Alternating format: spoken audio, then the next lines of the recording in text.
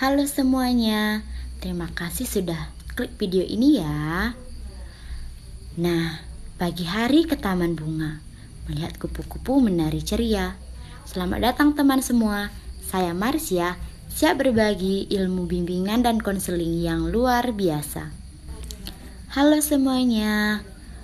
Nah, perkenalkan, saya Nilo Putri Marsya dengan NPM 2344057. Di sini sebagai perwakilan dari kelompok akan memaparkan materi mengenai bimbingan dan konseling.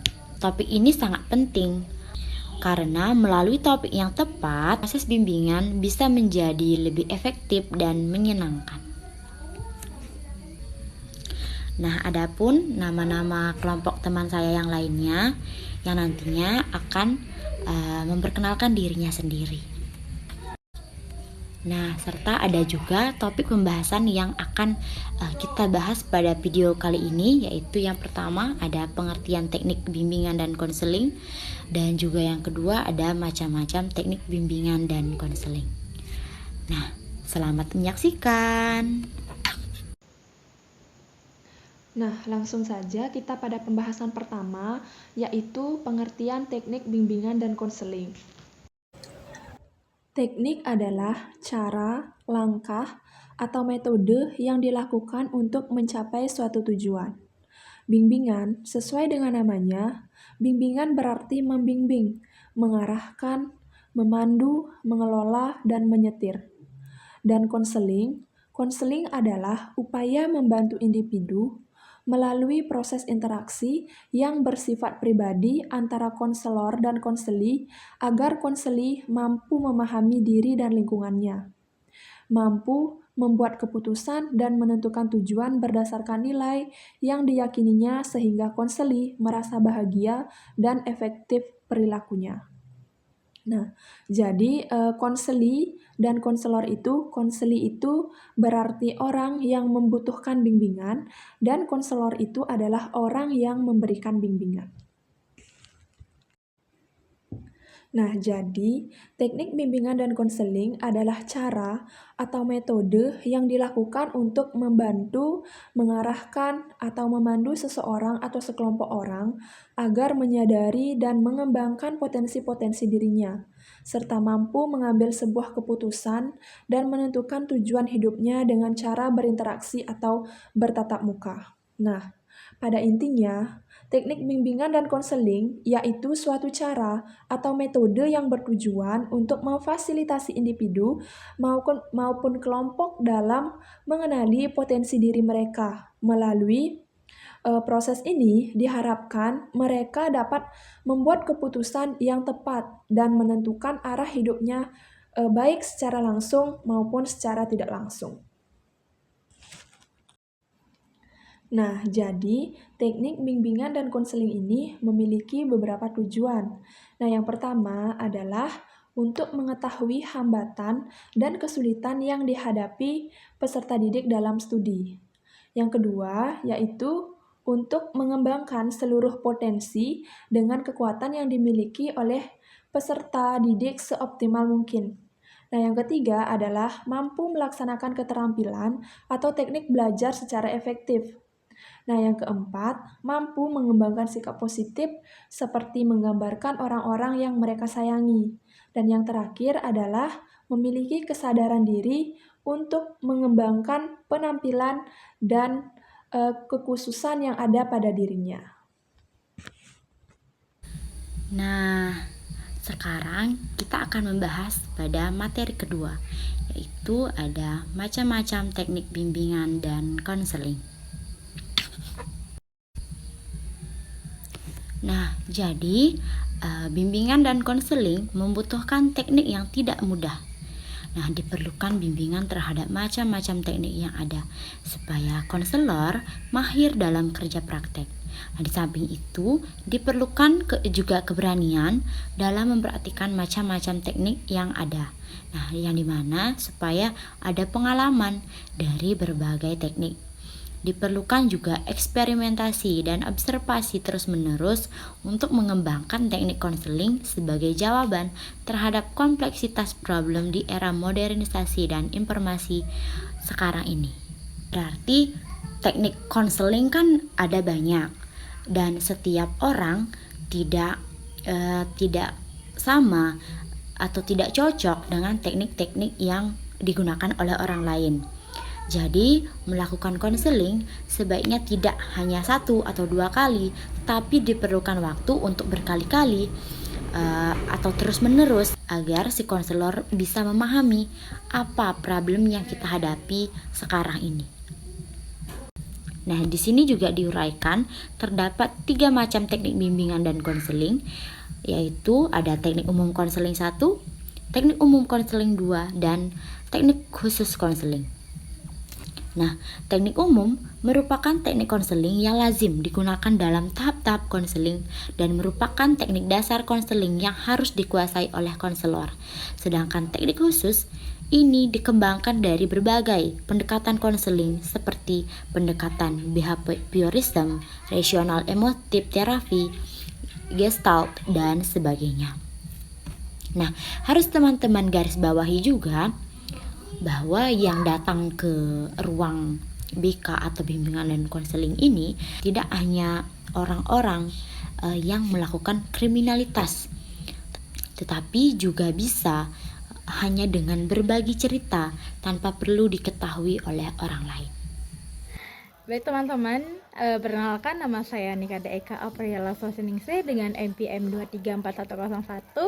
Baik, di sini saya akan menjelaskan mengenai teknik umum konseling 1, yaitu ada 5. Kita bahas dari yang pertama, yaitu sebelumnya materinya sudah saya share di atas, bisa dilihat. Yang pertama mengenai perilaku attending. Perilaku attending disebut juga perilaku menghampiri klien. Hal ini mencakup komponen kontak mata, bahasa tubuh, dan bahasa lisan. Perilaku attending yang baik dapat menunjukkan hal positif, seperti meningkatkan harga diri klien, menciptakan suasana yang aman, dan mempermudah ekspresi perasaan klien dengan bebas. Contoh perilaku attending yang pertama, dari kepala ya. Di kepala kita melakukan anggukan jika setuju seperti ini.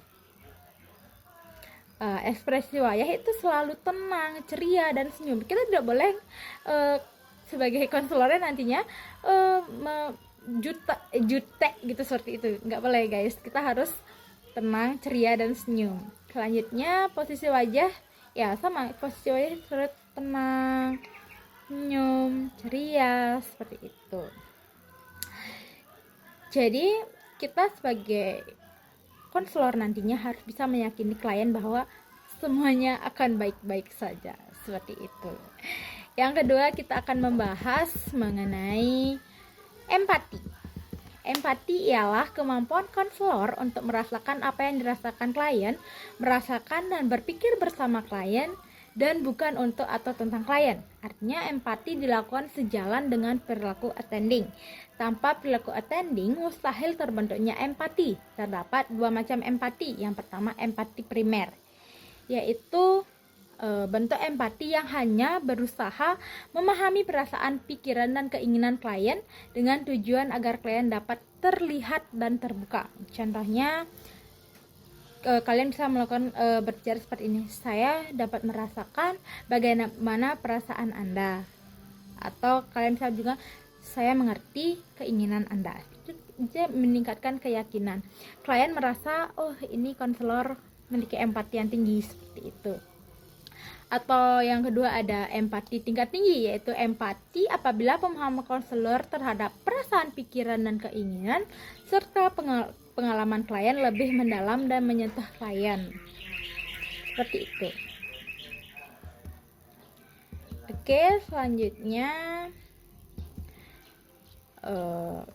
kita akan membahas mengenai refleksi. Refleksi adalah teknik untuk memantulkan kembali kepada klien tentang perasaan, pikiran, dan pengalaman sebagai hasil pengamatan terhadap perilaku verbal dan nonverbal. Terdapat 3 jenis refleksi, yaitu refleksi perasaan, yaitu keterampilan atau teknik untuk dapat memantulkan perasaan klien. Seperti kita bisa melakukan, tampaknya yang Anda katakan itu semua benar, seperti itu. Yang kedua bisa juga refleksi pikiran, yaitu teknik untuk memantulkan ide, pikiran, dan pendapat klien sebagai hasil pengamatan terhadap perilaku verbal dan nonverbal klien. Seperti itu. Yang ketiga ada refleksi pengalaman, yaitu teknik untuk memantulkan pengalaman klien sebagai hasil pengamatan terhadap perilaku verbal dan nonverbal klien. Oke, yang selanjutnya yang keempat ada mengenai eksplorasi. Ayo, apa itu eksplorasi?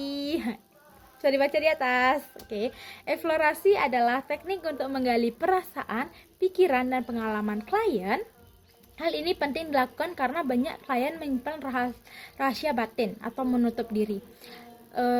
Kebanyakan klien-klien itu tidak semuanya diceritakan.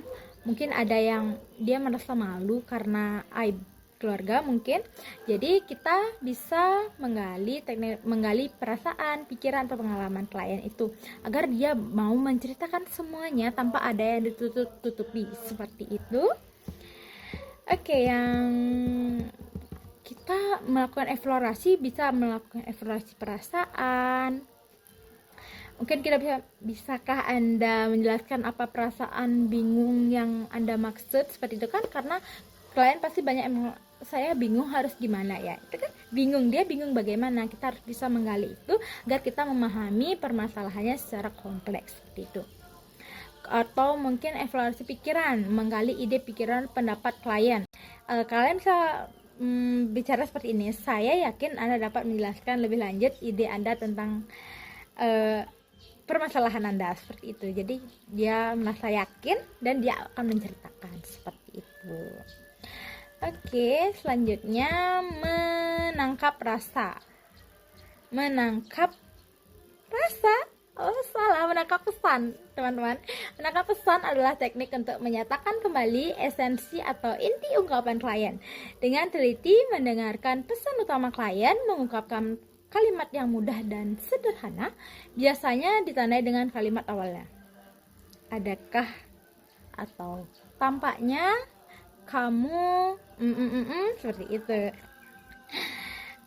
Mengamati respon klien terhadap konselor. Tujuan paraphrasing adalah yang pertama untuk mengatakan kembali kepada klien bahwa konselor berkonselor bersama dia dan berusaha memahami apa yang dikatakan klien, berusaha memberikan dia semangat dan memberikan dia ruang yang bagus. Jadi konselor itu, teknik umur konselor itu sangat berguna untuk menggali informasi agar seorang konselor bisa menyelesaikan permasalahan-permasalahan atau memberikan solusi agar klien kita merasa tenang, nyaman, seperti itu. Sekian pemateri dari saya, mungkin nanti akan dilanjutkan oleh teman saya. Bye. Baik, di sini saya akan melanjutkan penjelasan materi dari kelompok saya. Di sini saya akan membawakan teknik umum konseling 2. Yang pertama ada fokus, yang kedua ada konfrontasi, yang ketiga ada clarifying atau klarifikasi, yang keempat adalah mengambil inisiatif, yang kelima terakhir yaitu memberi nasihat. Yang pertama ada fokus. Nah, fokus yaitu teknik untuk membantu klien memusatkan perhatian pada pokok pembicaraan. Nah, teknik ini bertujuan untuk membantu klien agar tidak melantur atau terlalu melebar saat berbicara. Konselor mengarahkan klien untuk tetap pada inti masalah atau topik utama yang sedang dibicarakan. Nah, ini sangat penting agar sesi konseling menjadi efektif dan tidak membingungkan, baik bagi klien atau bagi konselor. Yang kedua itu ada konfrontasi. Konfrontasi yaitu teknik yang menantang klien untuk melihat adanya inkonsistensi antara perkataan dengan perbuatan atau bahasa badan, ide awal dengan ide berikutnya, senyuman dengan kepedihan, dan sebagainya. Nah, ini bukan berarti memarahi atau memojokkan klien, melainkan menantang klien secara halus dan konstruktif untuk menyadari adanya ketidaksesuaian atau inkonsistensi antara apa yang mereka katakan dan tindakan mereka, atau bahkan antara satu pernyataan dengan pernyataan lainnya. Misalnya, klien mengatakan dirinya itu tidak marah, tetapi raut wajah dan nada bicaranya menunjukkan sebaliknya bahwa ia itu sedang marah seperti itu. Nah, tujuannya adalah untuk mengugah kesadaran klien, bukan menghakimi klien. Selanjutnya ada clarifying atau klarifikasi. Nah, klarifikasi ini teknik untuk menjernihkan ucapan-ucapan klien yang samar-samar atau kurang jelas dan agak meragukan. Teknik ini digunakan saat konselor merasa ucapan klien kurang jelas, ambigu atau membingungkan. Konselor akan meminta penjelasan lebih lanjut atau mengulang kembali apa yang dimaksud klien untuk memastikan pemahaman yang benar. Ini penting agar tidak terjadi salah pengertian selama sesi berlangsung. Yang keempat ada mengambil inisiatif. Nah, teknik ini dilakukan manakala klien kurang bersemangat untuk berbicara, sering diam, dan kurang partisipasi. Nah, kadang klien terlihat pasif, tidak bersemangat, atau bahkan enggan bicara. Dalam situasi seperti ini, konselor perlu mengambil peran lebih aktif daripada klien untuk memulai topik atau memberikan dorongan agar klien bisa terbuka. Tapi tetap dilakukan dengan empati dan tidak memaksa. Yang kelima ada memberi nasihat. Nah, pemberian nasihat sebaiknya dilakukan hanya jika diminta oleh klien. Nah, konselor harus bijak dan mempertimbangkan apakah nasihat tersebut benar-benar membantu atau justru membuat klien tergantung. Nah, idealnya konseling membantu klien menemukan solusi sendiri, bukan sekedar menerima jawaban dari orang lain. Nah, teknik-teknik ini membantu menciptakan proses konseling yang lebih terarah, empatik, dan bermakna, dengan tetap menghormati peran aktif klien dalam proses perubahan dirinya sendiri. Baik, sekian pembawaan materi saya pada presentasi materi kelompok saya ini. Saya akan berikan waktunya pada teman saya selanjutnya. Terima kasih. Baik, perkenalkan nama saya Pandi Gedora Subandi dengan NPM 234018. Nah, di sini saya akan menjelaskan teknik khusus dalam konseling. Dalam teknik khusus konseling terdapat 5 cakupan materi. Yang pertama adalah latihan asertif.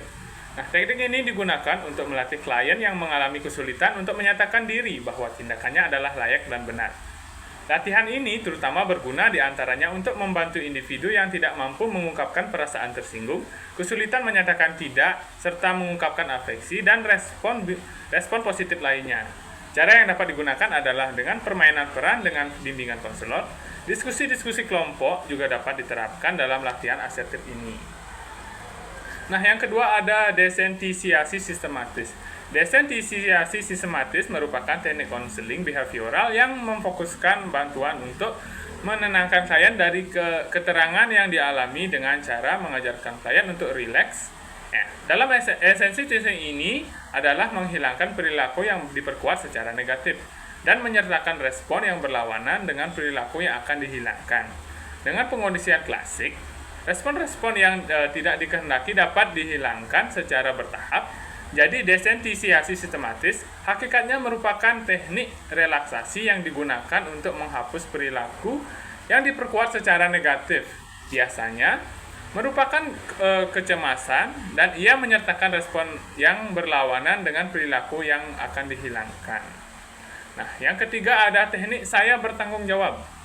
Teknik ini merupakan teknik yang dimaksudkan untuk membantu klien agar mengakui dan menerima perasaan-perasaannya daripada memproyeksikan perasaannya itu kepada orang lain.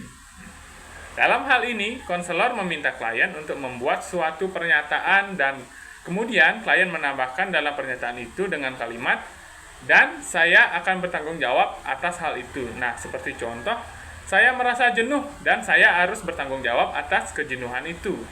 Nah, yang kedua bisa seperti saya tidak tahu apa yang harus saya katakan sekarang dan saya harus bertanggung jawab atas ketidaktahuan itu. Nah, yang keempat ada bertahan dengan perasaan. Teknik ini dapat digunakan untuk klien yang menunjukkan perasaan atau suasana hati yang tidak menyenangkan atau ia sangat ingin menghindari kondisi tersebut. konselor mendorong klien untuk tetap bertahan dengan perasaan yang ingin dihindari itu. Kebanyakan klien ingin melarikan diri dari stimulus yang menakutkan dan menghindari perasaan-perasaan yang tidak menyenangkan. Dalam hal ini, konselor tetap mendorong klien untuk bertahan dengan ketakutan atau kesakitan perasaan yang dialaminya sekarang, dan mendorong klien untuk menyelam lebih dalam ke dalam tingkah laku dan perasaan yang ingin dihindari, untuk membuka dan membuat jalan menuju perkembangan kesadaran perasaan yang lebih baru. Tidak cukup hanya mengkonversi dan menghadapi perasaan-perasaan yang ingin dihindarinya, tetapi untuk keberanian dan pengalaman untuk bertahan dalam kesakitan perasaan yang ingin dihindarinya itu. Yang kelima adalah teknik imitasi. Nah, imitasi merupakan teknik yang dimana klien meniru perilaku positif dari model yang sesuai untuk mengatasi perilakunya yang negatif. Nah, teknik imitasi dapat dibagi menjadi dua jenis. Yang pertama ada teknik direktif, di mana konselor aktif memberikan arahan atau masukan. Nah, yang kedua ada teknik non-direktif, di mana klien memimpin pembicaraan dan konselor hanya memfasilitasi. Nah, jadi kesimpulan dari materi hari ini yaitu teknik bimbingan dan konseling merupakan metode atau langkah-langkah yang digunakan untuk membantu individu dalam memahami diri, mengembangkan potensi, serta mengambil keputusan yang tepat demi mencapai kebahagiaan dan perilaku yang efektif. Nah, teknik ini mencakup teknik umum yang menjadi dasar dalam proses konseling, serta teknik khusus yang dikembangkan dari berbagai pendekatan psikologi. Adapun tujuan utama dari penerapan teknik bimbingan dan konseling adalah agar individu mampu mengelola dirinya secara mandiri dan bertanggung jawab terhadap kehidupannya. Nah, jadi sekian pemaparan materi yang dapat kelompok kami sampaikan. Semoga materi ini bisa menambah wawasan dan bermanfaat bagi teman-teman semuanya. Kalau ada sumur di ladang, bolehlah kita menumpang mandi. Kalau ada ilmu yang bisa dikenang, semoga bermanfaat sampai nanti. Jangan lupa cuci tangan sampai bersih. Cukup sekian dan terima kasih. Sampai jumpa semuanya.